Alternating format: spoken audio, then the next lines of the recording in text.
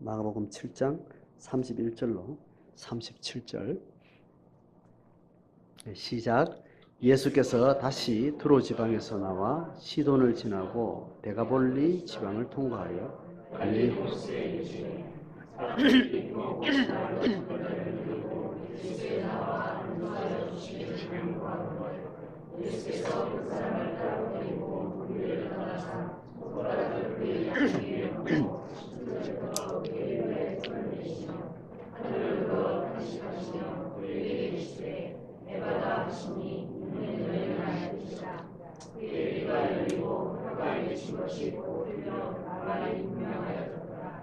예수께서 그들에게 경고하사 아무에게도 이르지 말라 하시고 그들이 더욱 널리 전파하니 사람들이 심히 놀라 이르되 그가 모든 것을 잘하였도다.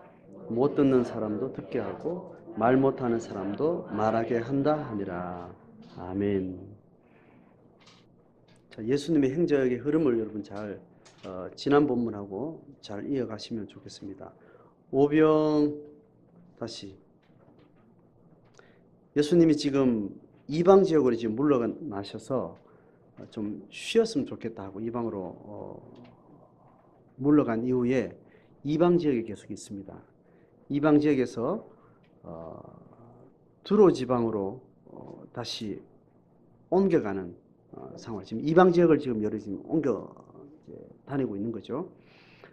예수님이 있는 지역이 갈릴리 지역, 팔레스타인 북쪽 지방이었다가 이방 지역 좀 위쪽으로 들어가셨다가 다시 본문의 내용을 보면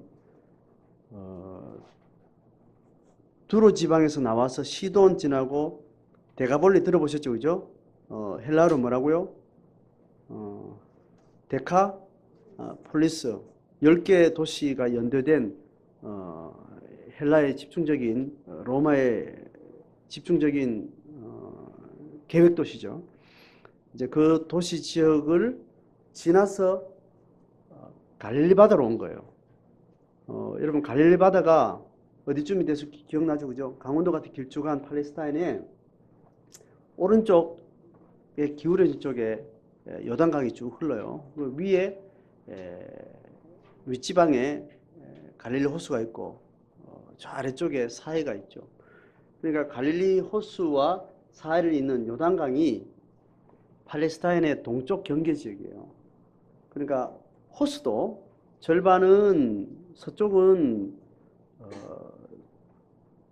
팔레스타인의 이스라엘 땅에 접해 있고 또 동쪽의 절반은 이방인 지역에 접해 있는 겁니다. 그러니까 지금 이방인 지역을 지나다가 어디까지 내려갔다고요? 갈릴리 호수에 이르렀다는 것은 이방인 지역이니까 갈릴리 호수의 동쪽이에요, 서쪽이에요? 예, 서쪽에 이제 이르게 된 거예요. 자, 그쯤에 이르러서 여기가 이방인 지역이라는 것을 이제 이해를 하시면 됩니다. 자, 거기서 사람들이 이제 지난주에 수로보니게 족속의 여인을 만났던 것처럼 이방인들이 계속해서 몰려오는 겁니다. 이방인들도 이제 예수의 소문을 굉장히 파다하게 듣고 그가 일으키는 놀라운 역사에 대해서 이제 신심을 가지고 또 혹은 육체적 필요를 따라서 그렇게 모여들기 시작하는 거죠. 자, 그렇게 해서 32절에 누굴 데리고 왔는가 하면 귀먹고 말 더듬는 자를 데리고 예수께 나왔다 했습니다. 그런데 예수께 당연히 이제 병 고쳐달라고 이제 온 거죠. 자, 어떻게 해달라고 강구했다고요? 안수해달라고. 대체로 치유는 안수라는 것을 일반적으로 했던 것 같아요. 특별하게 어떻게 말로만 하고 혹은 원거리에 있는 상황에서 질병을 치유하는 역사도 있었지만 대체로 병자들이 예수님을 만지고 싶어 하는 것은 예수님이 주로 손을 얹어서 터치를 하고 그렇게 안수하면서 치유했던 그 경험 때문에 서로 치유를 원하는 사람들은 막 때로 몰렸을 때는 어쨌든 먼저 예수님을 만지고 싶어하는 그런 이제 표현들이 많이 이제 묘사가 되는 거죠. 자, 그 수준에서 치유해달라고 이제 이야기를 했어요. 자, 그런데 예수님께서 이제 어떻게 했는지를 이제 33절부터 하나하나 봅니다. 자, 첫 번째 있는 게 뭔지를 보세요. 33절부터. 예수님이 이제 치유를 간구한 이후에 예수님이 어떻게 했는지 한번 보세요. 자, 첫 번째가 뭐죠? 따로 데리고 무리를 떠나서. 사람들이 막 무리로 온 거예요. 이 사람 말고도 다른 사람도 많이 왔을 텐데 일단 예수님한테 청하는 이 사람은 이제 누군가가 데리고 와서 그걸 청한 거죠. 자, 그래서 거기에 응대를 하면서 그냥 거기서 안수를 하거나 치유를 하시지 않고 따로 데리고 무리를 떠나갔다 그렇게 했습니다. 자, 그 다음에 뭐죠? 이제 아픈 부위에 어떻게 이제 치유를 하기 위해서 어떤 이제 행위를 하시는데 어디가 아픈 사람이에요? 일단 귀가 들리지 않고 귀 먹고 그 다음에 말을 더듬는다 그랬습니다. 자, 듣는 것과 말하는 것에 장애가 있는 거죠. 자, 그래서 예수님이 첫 번째로 뭘 했다고요? 손가락을 그의 양귀에 이렇게 넣었다 했습니다. 이제 손가락을 넣었다는 건 귀가 이제 들리지 않으니까 그냥 만져주는 어떤 행위이기도 하겠지만 귀가 뚫리도록 한다는 어떤 그런 의미도 있겠죠. 어쨌든 이 행위 자체가 일상적으로 예수님의 치유를 묘사하는 어떤 내용하고 좀 독특한 면들이 있습니다. 어쨌든 그렇게 귀에 대해서는 손가락을 넣고 그 다음에 말 더듬는 이거에 대해서는 어떻게 한 거예요? 침을 뱉어서 그의 혀에 손을 댔다. 침을 어디다 뱉었겠어요? 네?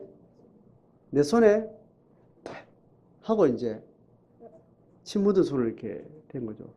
예수님이 치유를 할 때 침 뱉은 게 몇 번 있어요. 다른 침 뱉은 상황은 아는 게 있습니까? 아내들 말해보세요. 소경을 고칠 때 그때는 어떻게 했어요? 땅바닥에 침 뱉어가지고 그렇게 했어요. 그죠? 이거는 시골에서 땅 따먹기를 많이 했던 경험이 있는 애들은 애들에 죄송한데 어릴 때 땅 따먹기를 많이 할 때 이렇게 저는 떠오르더라고요. 저는 어릴 때 이렇게 침 뱉어가지고 이렇게 막 좀 거북한 지금 여러분 도시 생활하는데 침을 뱉는다 이게 굉장히 거북한 거죠, 그죠? 근데 어릴 때는 침 뱉는 것과 저는 기억이 많아요. 그러니까 침을 탁 뱉으면 저 어릴 때 굉장히 멋있어 보이다니까. 동네 형들이 어깨 힘주고 다니는 형들이 침을 탁탁 뱉으면 굉장히 멋있어 보인다. 그게 동심으로 있을 때 어린 시절의 이야기예요. 그리고 청소년기를 지나서는 우리 그때는 애들 핫바지부터 했잖아요. 나팔바지, 통바지 딱 이렇게 딱 꽂고 이렇게 폼 잡고 이렇게 하면 그 형들이 중학교를 딱 올라가니까 침을 쫙 뱉는데 너무 멋있는 거예요. 그래서 나도 침이 뱉어지는 싶어가 찍찍하는데 잘 안 되는데 이제 왼쪽으로 뱉을지 오른쪽으로 뱉을지 잘 골라야 된다 그러는 친구들이. 그래서 중학교 1학년 때 우리끼리 모여가지고 형들처럼 침을 좀 잘 뱉어 우리끼리 찍찍거리고 이렇게 해본 적이 있는데 그러다 저는 오른쪽에 이 치아 구조가 침을 짝짝 이렇게 뱉을 수 있는 그게 있어가 침을 찍찍 뱉어봤어. 그러니까 누가 멀리 뱉나 막 연습하고. 하여튼 침 뱉는 어린 시절에 그렇게 낯선 문화는 아니었습니다. 그리고 초등학교 때 초등학교 아주 1학년, 2학년 같아요. 아주 초등학교 이제 막 들어가서 적응하는데 방과 후가 되면 그 초등학교 운동장이 하여튼 군복 입은 사람들의 축구장이 됐어요. 그 군인들의 정체를 그때는 전혀 몰랐는데 나중에 제가 알고 나니까 그 사람들이 방위병들이었어요. 방위병들이 이제 오후에 퇴근해가지고 초등학교 운동장에서 축구를 하는데 우리 보고 막 쫓아내고 하는데 방위병들은 그때 완전 어른이잖아요. 어른이고 군복 막 입고 막 하여튼 막 하는데 그 사람들이 침을 뱉는데 다 뱉으면 저 멀리 가더라고요. 그게 어릴 때 내가 아주 충격적으로 봤던 거예요. 그런 청년들을 조그만 동네 제가 살았거든요. 산골 짜게 아주 작은 동네 살다가 이게 읍내 쪽으로 나와서 이렇게 보는데 그런 군인들을 처음 보는데 그 사람들이 막 끌렁거리면서 노는 그 분위기를 제가 처음 본 거예요. 근데 침을 탁 뱉는데 가르침을 뱉는데 굉장히 멀리 가는 거예요. 야, 신기한 듯 제가 봤던 기억이 나요. 그리고 어릴 때 공기놀이를 이렇게 하잖아요. 그죠? 공기놀이를 하면 침을 뱉어가지고 뭐 이렇게 애들 이렇게 해가지고 장난도 하고 뭐 이때 그랬던 기억이 있어서 어릴 때 이렇게 침 뱉어서 이렇게 하는 게 이게 거북하거나 더럽거나 뭐 그런 건 아니었어요. 하여튼 저는 그런 기억이 났습니다. 자, 침 뱉은 사건을 여러분 조금 더 이렇게 생활 속에 떠올리게 하려고 제가 지금 이런저런 이야기를 했습니다. 그런데 이 당시에 보통 어른들 세계에서 침을 탁 뱉는 거는 좋은 문화예요, 안 좋은 문화예요? 다시 부정적인 상징이 있는 거예요, 긍정적인 상징이 있는 거예요? 부정적인 상징이 있는 거죠. 그래서 예수님이 고난당할 때도 침과 관련해서 어떻게 당했어요? 에이 더러운 놈 하면서 침을 탁 그 침을 뱉음을 당한 거죠. 수치심을 주려고. 자, 그러니까 예수님이 침을 뱉었다는 것은 학자들 여러 가지 해석이 있어요. 신적인 능력을 가지신 분의 침은 뭔가 이렇게 특별한 화학적인 어떤 성분이 있으셨나? 뭐 이제 그런 식으로 또 학자들에서 이렇게 생각하시는 분도 있고, 민간 어떤 의학의 차원에서 흙은 여러분 효과 있는 거 아시죠? 흙은 효과가 있다고 학자들이 지금도 우리는 이렇게 긍정적으로 하는 면이 있죠. 침 뱉은 것이 뭔가 의미가 있었을 것이다. 뭐 그렇게도 이야기하고 그 당시에서는 보통 노예들이나 하층민들은 침에다가 흙을 개서 이렇게 뭘 이렇게 바르고 하는 것들도 뭐 익숙하지 않았겠나. 뭐 그런 이야기들을 또 하시는 분이 있습니다. 저는 여러 학자들 이야기를 들을 때 그 침뱉음은 귀먹고 말이 어눌하고 소통이 통제된 거죠. 소통이 단절된 거잖아요. 그러니까 지금 예수님이 맞이하는 귀신 들림과 질병에 고통하는 사람들을 상대하는 것은 이 상징적인 이 행위라 그랬죠. 영적인 단절, 영적 고통, 영적 죄악, 근원적인 이 영적 세계를 하나님께서 새롭게 뒤집는 새로운 출애굽의 사건이잖아요. 그 사건을 상징적으로 육체적 질병과 정신적 질병을 고통하는 사람들에게 계속 기적적 치유를 예수님께서 이제 퍼포먼스를 계속 한다는 거죠. 자, 그렇다면 예수님의 침뱉음 행위는 이 어둠의 권세에 붙들려서 귀가 막히고 말을 할 수 없는 이 죄의 고통으로부터 몸과 사회적인 육체적 고통에 이르기까지 모든 고통에 대한 영적 공격이다. 이렇게 이해를 해보자는 거예요. 예수님이 이 귀먹고 말이 어눌한 자를 제압하고 있는 어둠의 권세, 사탄에 대해서 예수님이 침뱉음으로 대응하고 공격하고 그렇게 행위한다는 거죠. 어떤 그런 의미로 이해를 할 수도 있을 것 같아요. 해석은 여러 가지로. 근데 성경 본문은 명확하게 이야기를 하지 않죠. 그러니까 또 다른 사건의 소경을 침과 관련해서 치유하신 것 이런 것들이 어떤 그렇게 여러 가지 해석을 해볼 수 있습니다. 자, 그 행위를 통해서 예수님이 이제 양 귀에 손가락을 넣고 침을 뱉어서 혀에 대고 자 그렇게 해서 친히 터치하고 만지면서 이 행위를 통해서 하나님께서 뭘 예수님이 하시는가 하면 자, 그 다음 과정 보세요. 34절에 같이 읽습니다. 시작. 하늘을 우러러 탄식하시며 그에게 이르시되 에바다 하시니 이는 열리라는 뜻이라는 거예요. 자, 이게 핵심이죠. 예수님이 이제 모든 행위와 어떤 치유의 어떤 그런 형태는 다양한 모습도 있지만 핵심은 34절에 오늘 이야기하는 하늘을 우러러 탄식했다는 거예요. 그리고 에바다는 그들의 언어죠. 원어 그대로 이제 쓴 건데 그게 번역하면 열려지라는 명령어예요. 수동 명령이에요. 열려져라고 명령하는 거죠. 자, 예수 그리스도께서 하늘을 우러러 탄식하는 것.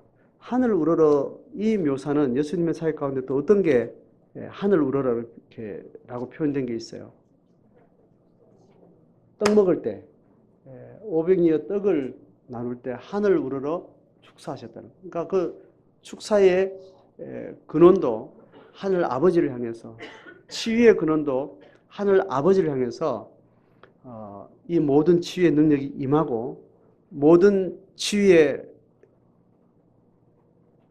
의사도 또 결정권도 하나님께 있음에 대해서 이제 고백하고 기도하는 거죠. 그래서 하늘을 우러러라는 자세가 복음과 관련돼서는, 생명과 관련돼서는 이 새 출애굽의 영적 사건은 결국은 하늘로부터 임하는 사건이에요.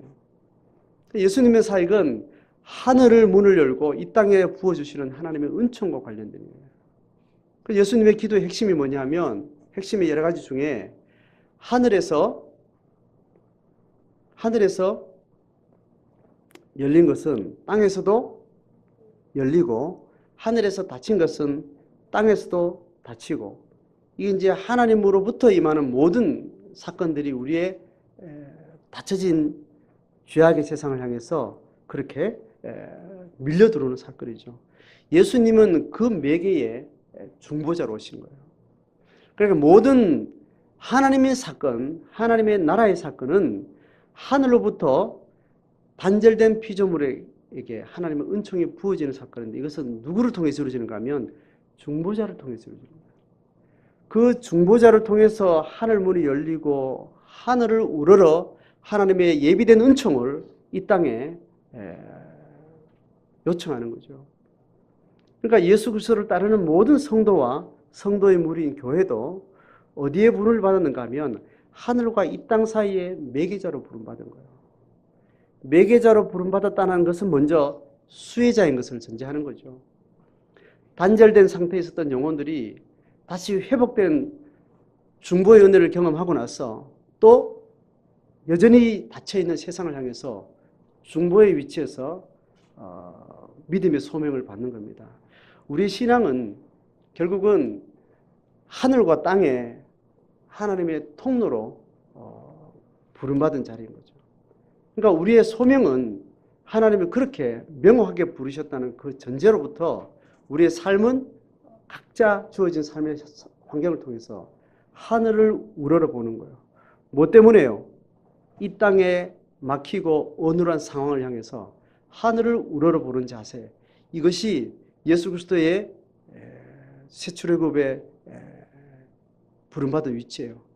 그 그리스도의 복음을 따르는 모든 성도들, 그 성도들과 교회가 동일하게 그렇게 부름을 받았다는 겁니다. 그러니까 우리는 땅을 내려다 봐야 될 일이 많겠어요? 하늘 우러러 봐야 될 일이 많겠어요? 두 개를 다 봐야 되죠. 중보자니까. 그런데 제가 원하는 거는 하늘을 우러러 보는 일들에 우리의 삶의 깊은 중심이 되어 있어야 되는 거죠. 자, 그렇게 할 때 하늘을 우러러 보는 사람이 땅을 향해서 뭔가 소명의 길을 걸어갈 때 그가 가지는 정서가 있는데, 그 정서가 뭐냐면 오늘 예수님이 가진 정서예요. 뭡니까? 탄식을 한다는 거예요. 탄식을 한다. 팔복의 표현으로 말하면 뭐라고요? 네? 고통하는 영혼들에서 애통하는 마음. 탄식과 애통, 또 성령이 우리 가운데 주시는 그 정서를 또 그렇게 탄식으로 묘사를 하잖아요. 그죠? 그러니까 탄식은 원래 우리의 정서에서 나온 거예요. 원래 어디서 나온 거예요? 하나님의 정서에서 나온 거죠. 하늘을 우러러 볼 때 그 은총은 어디에서 기인하는가 하면 탄식하시는 하나님의 심정으로부터 나오는 겁니다. 그러면 그 은총의 매개자가 되고 중보자가 되는 자도 뭐가 되어야 되는 거예요? 하늘을 우러러 보며 예비된 하나님의 은총을 구할 때 어떤 준비가 됐을 때 매개자로서 중보의 사역을 할 수 있겠어요? 탄식하는 마음이 있어요. 탄식하는 마음은 영적인 위치에서, 탄식하는 마음은 근원적으로 그 사람의 영혼의 상태를 볼 수 있어야 그게 탄식이 돼요. 세상을 향해서 탄식의 마음을 품어야 될 사람이 그 영혼의 상태를 명확하게 보지 못하면 탄식이 안 나오고 뭐가 나와요? 화딱지가 나는 거지. 저 인간은 뭐 먹고 저래 배부른지, 어떤 재수가 좋아가지고 태어나자마자 저런 고생도 안 하고 하는 일마다 잘 되고 내하고 전혀 비교가 안 될 정도로 그런 수준을 보면 화딱지가 나는 거예요.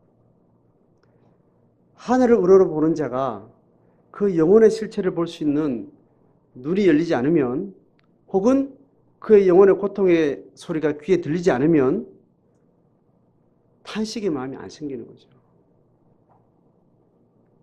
우리가 하나님 앞에 이런 축복을 받은 이유도 우리를 향해서 탄식하시는 하나님의 마음이 없었으면 예전에 시작도 안 된 일이고, 하늘을 우러러볼 때 우리의 영혼을 향한 탄식하시는 그리스도의 헌신의 그 고난의 길이 아니면 그 하늘의 은총이 우리 가운데 처음부터 시작도 안 된 사건입니다.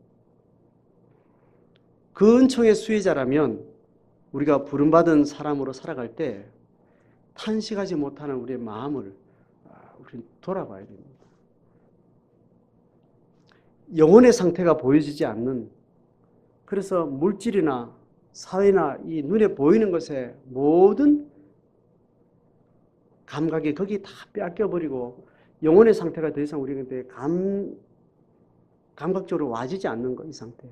결국은 오늘 이 환자를 다루는 예수님을 통해서 우리가 뭘 보는가 하면 영적으로 듣지 못하고 영적으로 말할 것이 없는 그런 영적 상태를 상징적으로 그대로 또 말하는 거죠. 이 마가복음의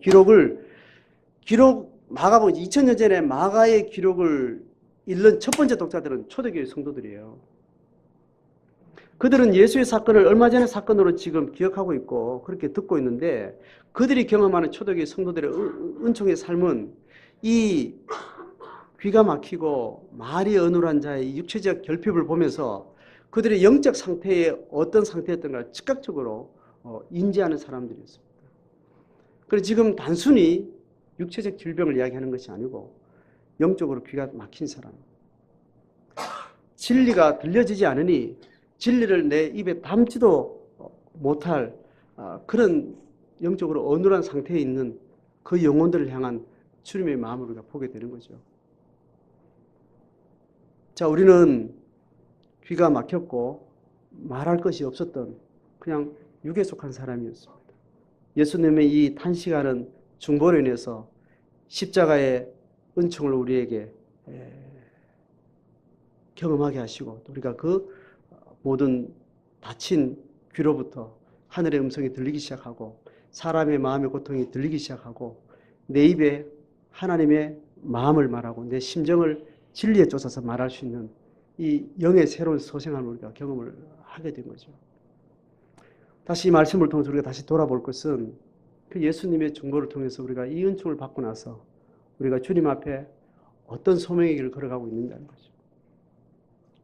소명의 길이라는 것은 내가 어떤 많은 일을 하는 것, 어떤 사역의 결과물을 그 이야기하기 전에 내가 들려야 할 것이 지금 들어오고 있는지, 들어야 할 것을 내가 듣고 있는지, 내가 입에 담아야 될 것을 내가 담아내고 있는지, 이것이 성찰되어져야 됩니다.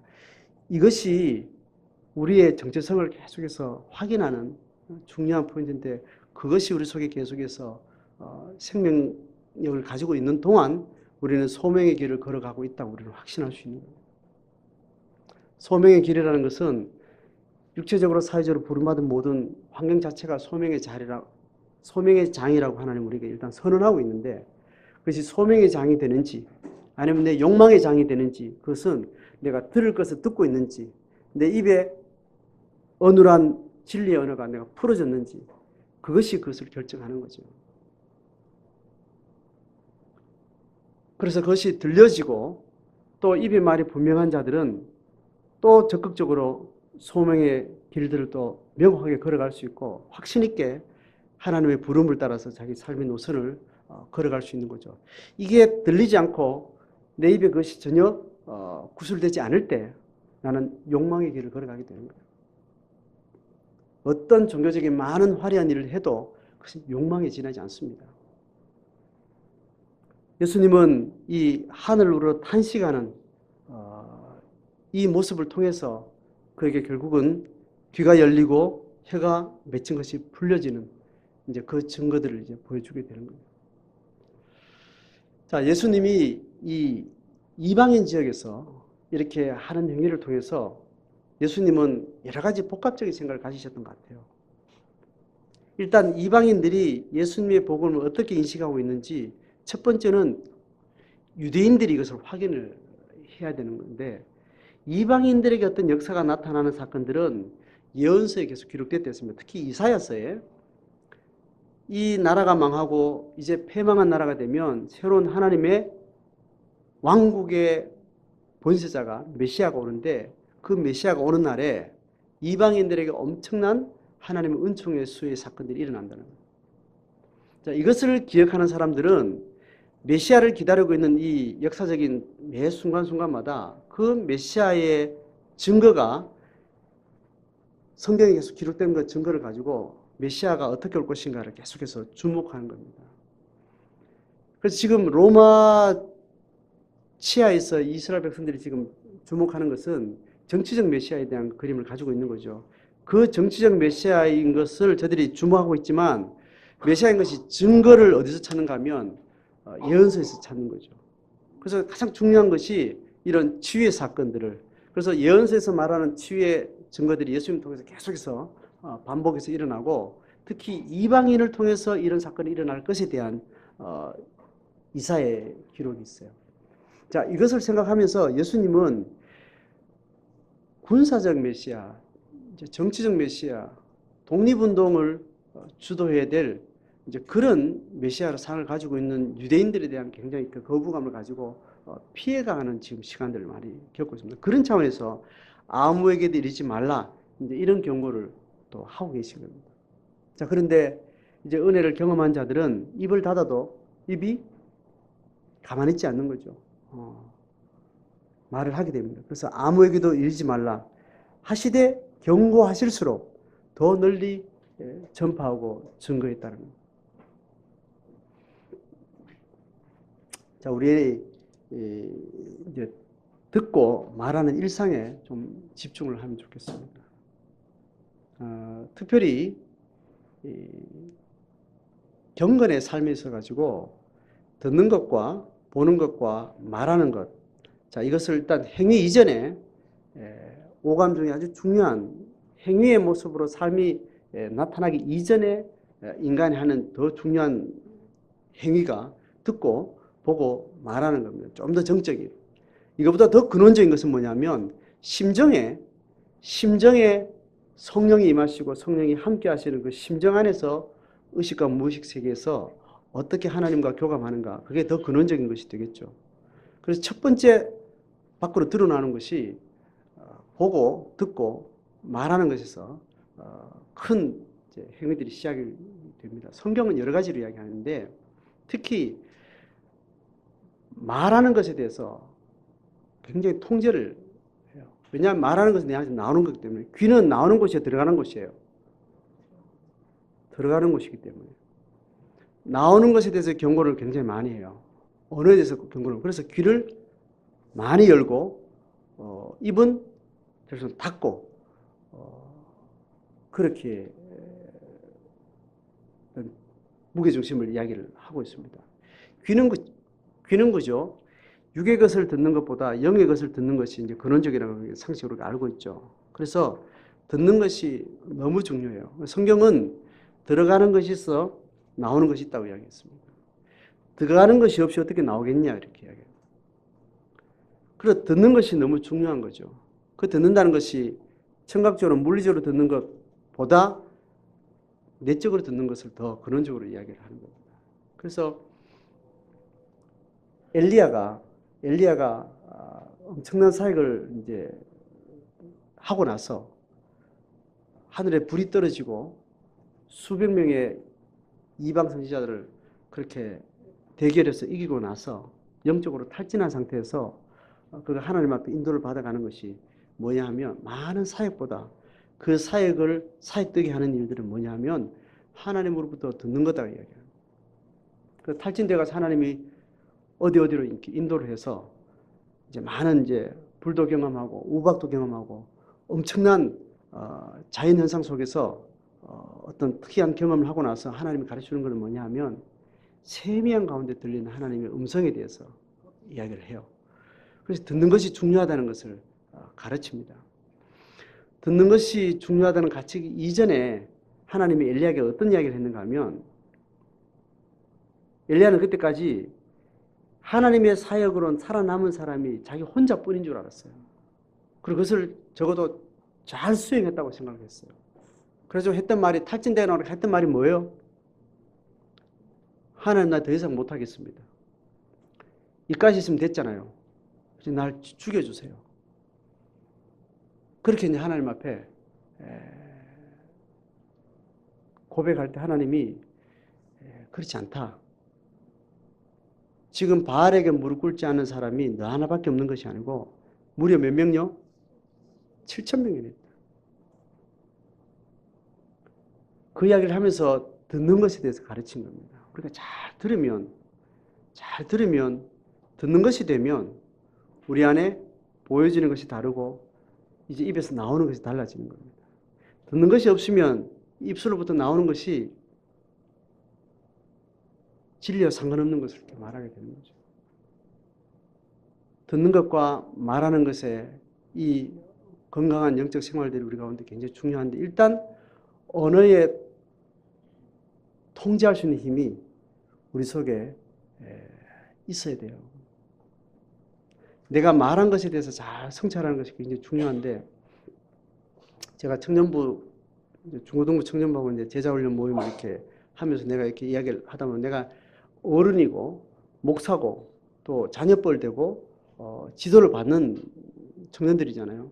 청년들에서 이렇게 이야기를 또 하다 보면 청년들이 듣기에도 거북한 이야기를 이렇게 딱 거슬리는 이야기를 해줘요. 그러면 나는 아무렇지 않게 이렇게 말했는데 그때는 내가 변명이라도 이렇게 하고 가만히 생각해 보면 아, 그 사람들 심정을 내가 생각을 못하고 고려를 못하고 내가 말을 했구나 이런 것이 이렇게 성찰이 돼요. 그래서 사람이 말한 것을 성찰하는 데는 대부분 자기가 말한 것은 자기 마음속에 맥락이 있기 때문에 대부분 정당한 이야기를 합니다. 일부러 오지 않는 이상 내가 말하는 것은 내 나름대로 자연스러운 맥락을 따라 말하는데 그게 다른 사람에게 어떻게 들리는가에 대해서는 내 편에서 보기도 잘 몰라요. 그래서 다른 사람이 말해 주셔야 돼요. 성숙한 공동체 중에 성숙한 관계, 성숙한 공동체 중에 그 점검할 수 있는 단위가 뭐가 있는가 하면 그 사람의 말하고 행한 것에 대해서 지적해 줄 때 그것을 서로 주고받을 수 있는 이 관계가 굉장히 성숙된 관계예요. 그러면 내가 행한 것에 대해서 내가 잘 모르는 걸 전제했을 때, 그죠? 내가 스스로 알면 고치겠는데, 나도 모르게 행하는 행동이 있고, 행하는 말이 있고, 행하는 마음이 있어요. 그러니까 다른 사람이 봐주지 않으면 모르는 영역이 있다고요. 그럴 수 있는 인간이라는 것을 받아들이는 데 굉장히 오래 걸립니다. 제가 청년 때까지만 해도 인간이 멀쩡한데 지가 하는 말을 왜 모르지? 자기 하는 말을 왜 못 깨닫지? 그게 내가 이해가 안 됐습니다. 그러니까 복잡한 인간들, 복잡한 정서들, 다양한 경험을 단순하게 그냥 심플하게 사람 관계를 해오던 청년기에는 사람이 한 말이 뭐 이럴 수도 있고 저럴 수도 있고 모르고 한 말일 수도 있고 무의식 속에 한 말일 수도 있고 그런 표현들이 잘 이해가 안 됐습니다. 근데 살면 살수록 인간이라는 것이 의식을 가지고 말을 해도 멀쩡한 논리를 가지고 말을 해도 그 말이 말도 안 되는 말을 할 수 있는 존재라는 거. 그렇게 인간은 부족한 존재라는 거죠. 인간의 내적 구조라는 그렇게 뒤틀려 있다는 것에 대해 인정하는 것이 시간이 많이 걸리더라고요. 그것까지는 인정되는데 나도 그럴 수 있다는 걸 인정하는 거 더 오래 걸리더라고요. 그래서 하나님의 말씀이 인간은 근본적으로 부패했다 이 말은 굉장히 그냥 신학적으로 들려요. 그렇지 이게 안 되더라고요. 청년 때. 썩고 부패한 것이 인간의 마음이라 이 구약의 암송했던 구절인데 그게 썩고 부패했다는 말은 굉장히 심각한 표현인데 인간의 마음이 그렇다는 것이 확 와닿지를 않았다니까요. 근데 신앙의 관점으로 사람을 깊이 알고 내 자신도 알고 많은 실수도 하게 되고 삶의 한계들이 많이 넘나들면서 아, 인간이라는 존재가 이렇게 허망하구나. 그래서 청년만 되면 어른만 되면 다 괜찮은 수준인 줄 알았었어요. 40대가 사람들이 그렇게 속이 그렇게 부실할 줄 내가 청년 때는 상상도 못. 40대면 상당한 고수준에 그래도 신앙생활 한다면 상당한 수준에 있어야 되는 거다. 당연히 그렇겠지. 그렇게 믿었는데 인간의 속이 그렇게 처절하게 다양한 줄을 살면서 배우게 되는 거죠. 그래서 인간의 그런 실체라는 것을 이해하고 배우는 데는 오래 걸리는데 내가 그렇다는 것은 진짜 더 어려워요. 이거는 뭐로 되는가 하면 하나님의 은혜가 안 되면 불가능해요. 인간의 전 존재의 실체를 완벽하신 하나님을 만나고 난 이후에 그나마 대충 가늠이 돼요. 가늠이 되고 나서 그 인간의 부패한 심령과 그 왜곡에 대해서 우리가 더 많이 실제적으로 경험하면 할수록 인간이 그렇다는 게 더 섬세하게 이해되고 나도 그럴 수 있다는 게 인정이 되는 거예요. 이것이 되어야 너 그 행위가 문제 있다. 너 좀 생각해봐. 이렇게 말하면 아 그래? 하고 성찰로 바로 들어갈 수 있어요. 이런 관계라는 게 굉장히 고도의 관계라니까요. 이런 말이 있죠. 평생에 좋은 친구 한 사람이 있으면 성공한 거다. 이 말의 전후 맥락을 보면 그죠? 그 말을 속담으로 말하든지 어떤 유명한 사람의 언어로 말하든지 그 말을 풀어가는 많은 그 진술들을 보면 진실로 너의 속사람을 위해서 너를 아프게 충고하는 사람들이 있을 때 그것이 거북하지 않고 그게 내 거로 받아들여지고 그것으로 해서 내 인간의 한계, 경험의 한계, 수준의 한계를 넘어설 수 있는 그런 삶을 산다면 그거는 성공한 인생이다. 이제 그런 의미를 담고 있는 거예요. 근데 그게 쉽다는 말이 어렵다는 말이에요, 그게. 그런 친구가 한 사람만 있어도 이미 성공했다라고 말하는 것은 쉽지 않다는 이야기인 거죠. 그러니 하나님을 우러르고 이 땅을 긍휼한 심정으로 탄식하며 바라볼 수 있는 이 막중한 소명을 가진 사람들이 죄악에 길들여진 육체를 안고 내 행위를 계속해서 선도해 나갈 수 있는 관계를 서로가 함께 약속하고 만난다는 것은 교회가 요구하는 가장 중요한 포인트예요. 그래서 먼저 너 행위가 이렇다고 말할 수 있는 거는 또 인정이 돼요. 그 다음에 여기 다른 점 수요를, 그 다음에 말하는 것에 대해서 이타 저타 이야기하는 것에 대해서 내가 배울 마음을 가지고 나를 성찰하겠다는 마음을 가지고 그 길을 주위에서 듣는 이 태도의 관계라는 것은 쉽지 않은 겁니다. 그죠? 그보다 한 걸음 더 나가서 네가 말하는 것하고 행위를 볼 때 네 마음은 이런 것 아니냐고 이렇게 짚어가지고 네 마음까지 짚어서 말할 수 있는 관계는 더더욱 어려운 겁니다. 그죠? 행위는 변명할 수가 없는 거죠. 근데 말은 변명이 돼야 안 돼요. 얼마든지 변명이 됩니다.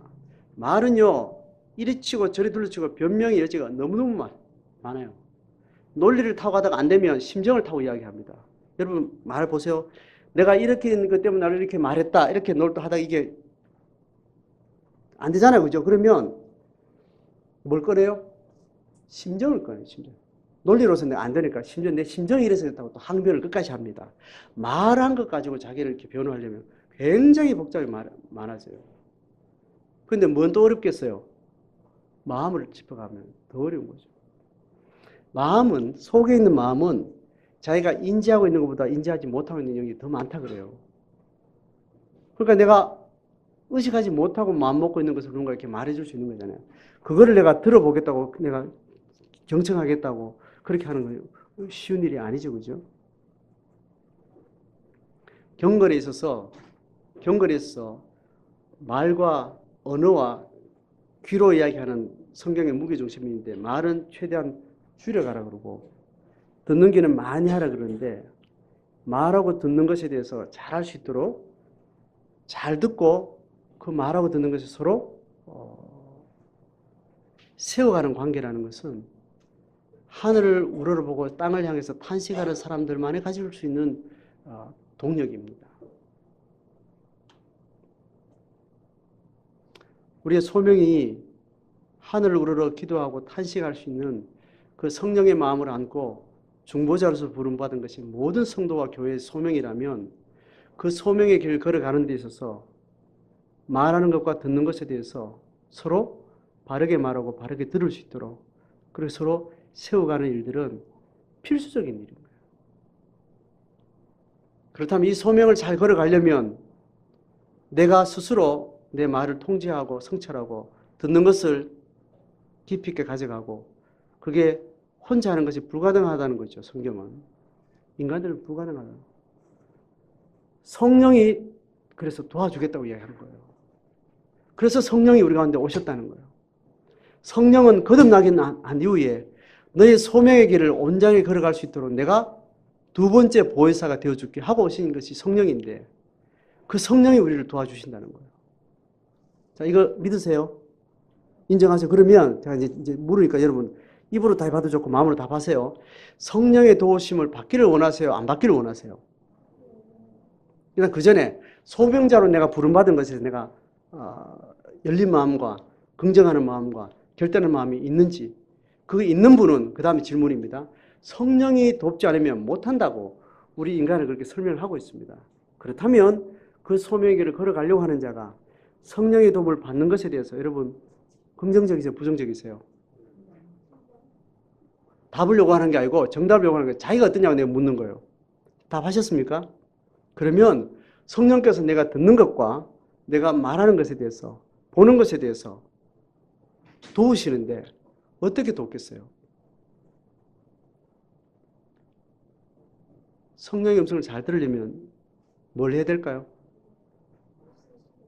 기도도 하고 방언도 하고 환상도 보고 꿈도 꾸고 이러면 되겠죠. 그럼 될까요? 자, 대답하세요. 내 지금 말하는 톤을 봤을 때 이게 답일까요? 아닐까요? 내 말하는 게 조금 안 그럴 것 같죠? 그죠? 그렇게 하는 일은 극히 드물어요. 극히 특별한 경우, 그야말로 특별한 축이에요, 저는. 근데 일상적으로 성령 우리에게 말하는 방법이 있는데 뭐냐면 그 소명의 자리를 같이 선언한 늘 삶을 같이 하는 지체들의 언어를 통해서 성령께서 말씀하겠다고 약속하신 거예요. 그러니까 성도가 성도 사이에 맺는 성도 간의 관계는 옆집 아줌마하고 이웃 아저씨하고 맺는 그 관계와 방식이 다른 거예요. 초등학교 어머니하고 가지고 만나는 관계하고 다른 거예요. 목적도 다르고 과정도 다르고 근원부터 다른 겁니다. 반상에서 만나는 관계가 다르다고요. 뭐냐면 소명이 같아야 돼요.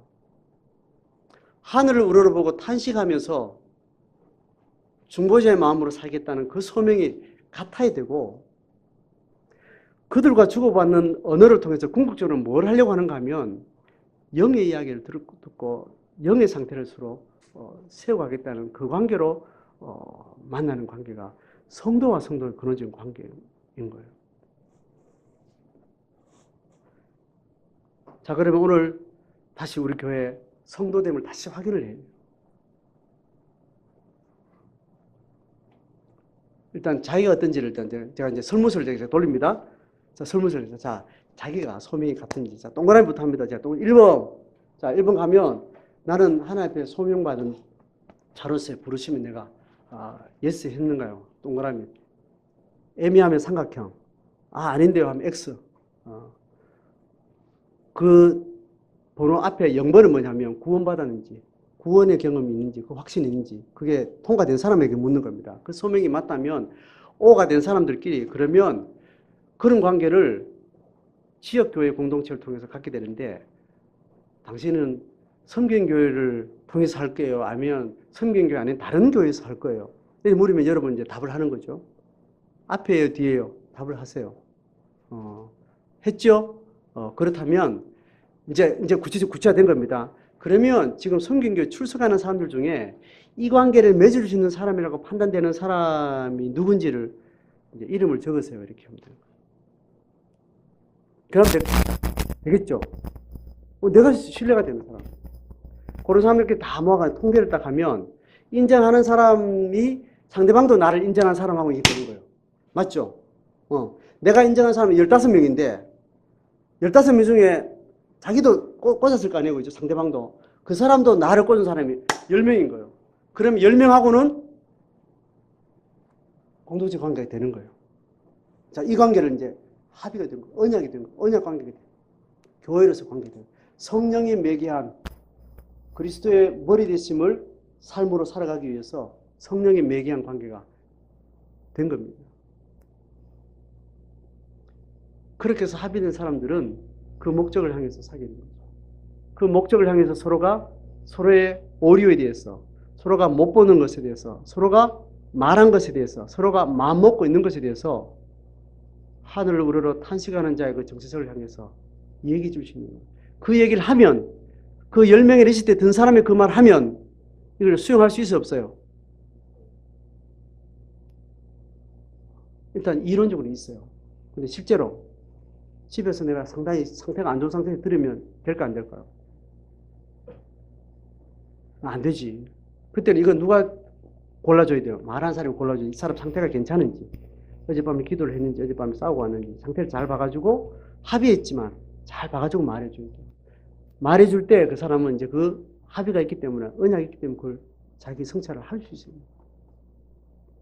보통 사람은 어떻게 방한한가 하면 니는 나를 어떻게 했냐 이렇게 묻잖아요. 그죠? 보통 그렇죠. 배우자가 뭐 한마디 계약하면 바로 뭐가 나와요? 이런 5년 전에 어떠하고 말했는데 이게 바로 나오는 거예요. 속에서 바로 그냥 꾸정부로 확 올라오는 거죠. 막 그냥 재수 없고 그날 기분 나쁘고 막 불쾌하고. 근데 그걸 받아들이는 관계가 돼야 되는데 예수님 성경이 뭐라고 말하는가 하면 남의 종에 대해서 네가 신경 쓰지 마라. 남의 종에 대해서 네가 신경 쓰지 말고 네게 말한 거면 네가 들으라는 겁니다.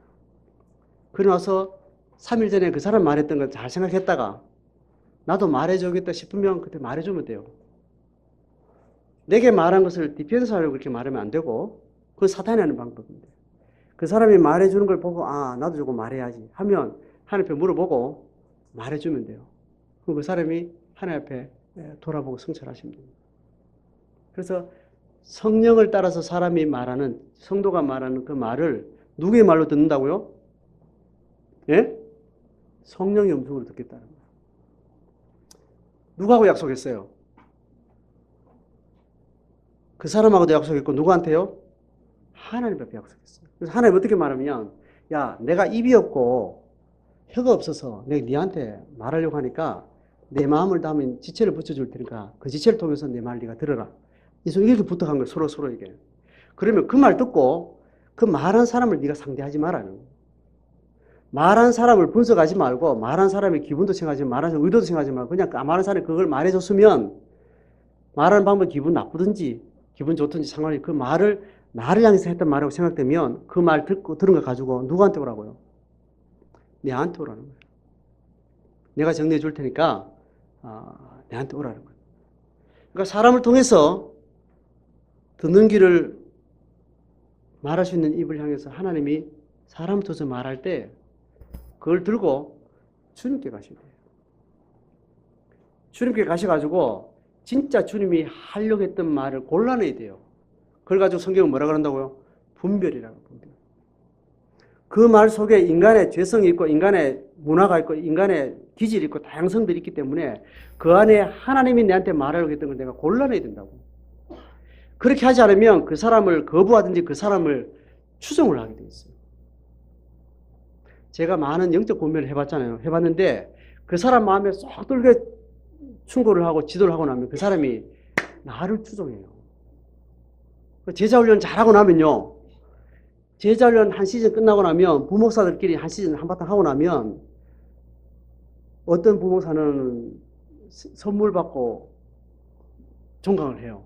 어떤 사람은 또 무슨 또 뭐 이렇게 책 사보라고 또 이렇게 금일봉도 이렇게 주고 어떤 사람은 그냥 밥 안 먹고 그냥 헤어져. 그러면 부목사끼리 모여가지고 나 선물 주시더라 고맙더라 이렇게 하면 듣는 사람이 어떨까요? 가방 나쁘지 짜증나고 제자훈련이 그렇게 변질되는 게 있어요. 여러분 열심히 하고 나면 리더 열심히 하고 나면 조원들이 리더 굉장히 좋아하죠. 그때 기도해줘서 고맙습니다. 그때 떡 해줘서 고맙습니다. 그때 위로해줘서 고맙습니다. 뭐 그런 일들이 일어나는 거예요. 그래서 성령의 약속대로 하지 않은 그 룰을 깨고 나면 인간의 권위와 권세가 교회에 지배하게 돼요. 목사가 권력을 휘두르게 되고 인기 좋은 헌신적인 리더가 말의 권세가 있어져요. 사탄은 그것을 가만둘까 안 둘까? 이미 한 사람의 언어와 한 사람의 행위가 여러 사람의 무게를 가진 사람을 통해서 사탄은 반드시 치고 들어와요. 그럼 목사를 가만둘까 안 둘까요? 가만히 안 두는 거예요.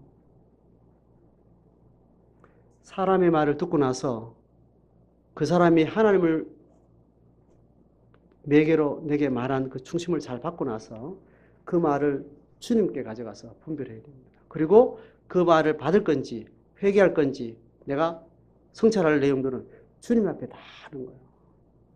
그래서 주님 앞에 해결한 이야기를 그 사람한테 통보해 주면 돼요. 네가 그 말 해가지고 내가 회개했다. 고맙다. 그 끝이에요. 그래서 서로가 서로의 짐을 져주면 되는 겁니다. 자, 제가 오늘 지금 쭉 풀어서 제가 설명했습니다. 이 관계를 스스로 하나님 앞에 이제 제가 설문지를 돌리진 않아도 이런 마음속에 아, 저분의 말은 내가 듣겠다. 저분의 말은 내가 듣지 않겠다.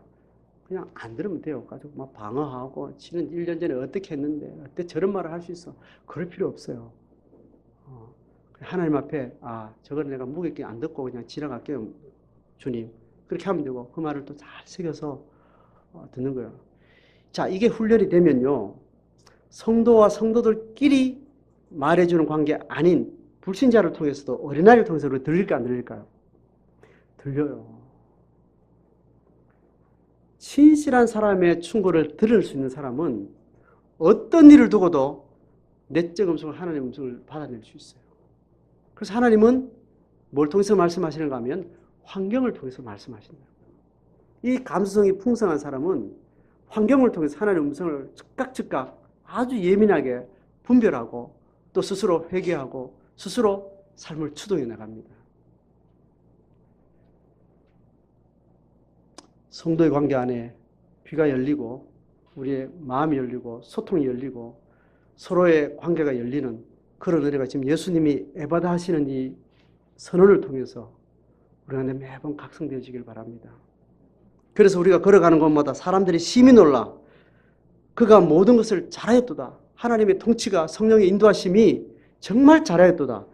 못 듣는 사람도 듣게 하고 말 못한 사람도 말하게 하는구나. 이 언어가 우리 가운데 회복되는 것. 이게 2000년 이후로 2000년 지난 이 땅, 지금 이 시점에도 주의 이름을 부르는 자들, 주 그리스도 이름을 따라서 하늘 우러러 기도하는 자들, 세상을 향해서 탄식하는 심정을 가진 사람을 통해서 그렇게 간증되어지는 일들이에요. 그래서 이르지 말라 했지만 경고할수록 그 간증이 널리 퍼졌다 했습니다. 우리 개인의 영적 생활 속에 공동체 안에 이런 성령이 우리를 도우셔서 귀가 열리고 언어가 풀어지는 은혜가 있기를 주의 이름으로 축복합니다. 같이